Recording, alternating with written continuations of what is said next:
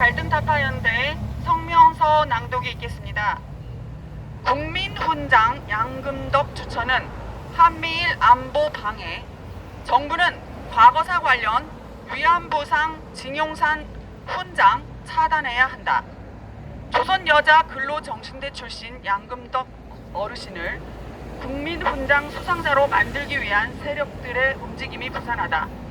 지난달 21일 광주여성단체협의회가 개최한 제31회 광주여성대회에서는 일제강제동원 피해 사실을 세상에 알리는 데 힘써왔다는 이유로 양금덕 씨가 무등여성대상을 수상했다. 양 씨는 이미 국가인권위원회로부터 국민훈장 수상자로 추천을 받아 놓은 상태이다. 양 씨 훈장 수여에 대해 행정안전부는 인권위와 외교부 합의에 따라 절차를 진행하겠다고 한다. 한편 외교부는 올해 들어 5월에 인권위와 협의를 진행했으나 결론을 내지 못했으며 그럼에도 관계 부처 간 필요한 소통을 지속하며 협의 중에 있다고 밝혔다.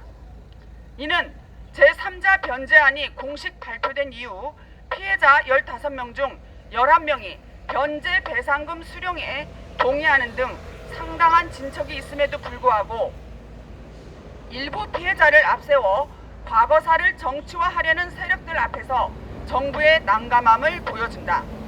지난 3월 7일 일제강제동원 피해자와 시민단체들이 윤석열 정부의 제3자 변제안에 반발해 비상시국을 선언했다.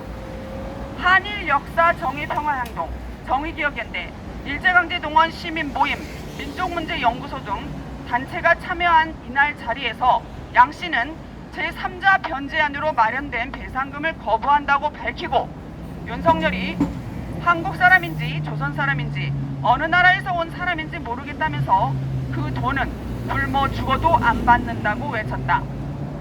양 씨의 무등 여성 대상 수상은 위안부 피해자 진상 규명과 여성 인권에 이바지했다는 명분으로 수상자가 된 김원옥, 서울시 여성상 대상 2008년, 이용수, 대구지방변호사회 독립운동가 인권상 2016년, 김학순, 한국여성단체 올해의 여성상 2018년, 김복동, 한국여성단체연합 한국여성대회 여성운동상 2019년 등 구 위안부와 관련 단체를 떠올리게 한다.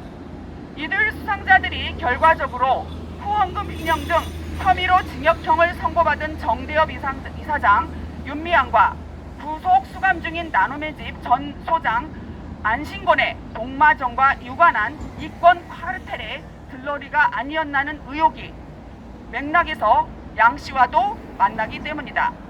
이들의 수상은 전국적인 위안부상 설치로 이어져 반일 선동의 기폭제로 작동하지 않았는가. 양 씨가 속했던 조선여자근로정신대는 일본 여성들로 조직된 여자정신대의 한반도 지부로 1944년 8월 23일 여자정신근로령이 공포되어 동원되었으며 식민지 조선과 대만에도 적용됐다. 정신대는 12세 이상 40세 미만의 배우자가 없는 조선인 여성들이 군수공장에 배치되었다. 동원 방법은 관할선, 모집, 지원, 학교나 단체를 통한 선전 등 다양했다. 규모는 일본과 한반도에서의 총수가 20만 명이며 그중 조선인 여성은 5에서 7만 명으로 알려졌으나 근거가 명확하지 않다.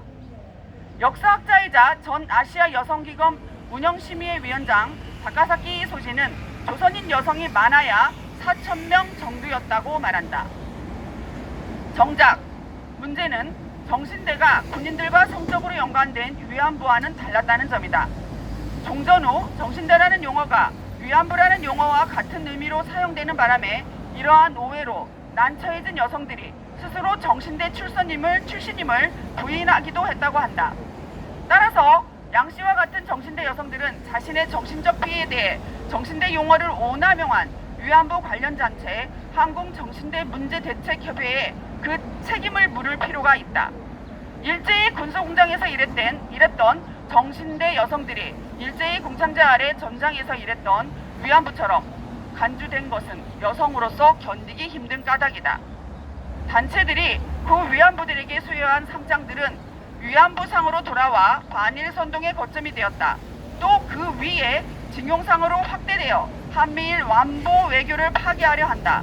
여기에 양금덕 씨의 정신대 훈장까지 더해 반정부 반국가 종북 세력들의 기지로 만들어줄 것인가? 윤석열 정부는 국가 정상화를 위해 과거사 관련 위안부상 징용상 설치 및 훈장 수여를 반드시 막아야 할 것이다. 2024년 3년 10월 4일